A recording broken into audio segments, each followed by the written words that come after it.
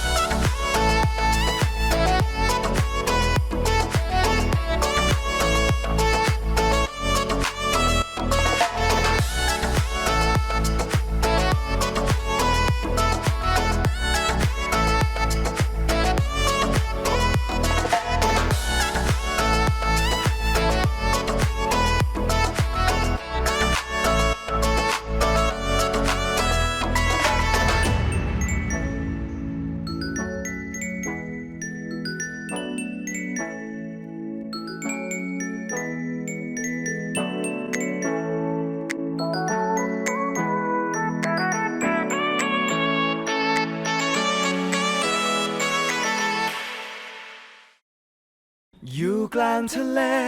มีน้ำกับทรายมองไปทางใดไม่เคยเห็นใครมาติดเกาะอย่างนี้มานานบางวันลงน้ำหาปลา